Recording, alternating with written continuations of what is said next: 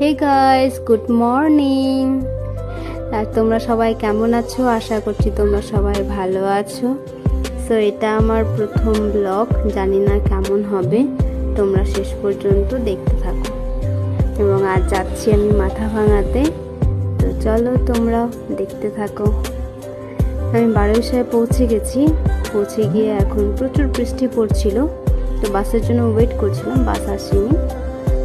তো ওয়েট করছি, জানি না কখন আসবে বাস।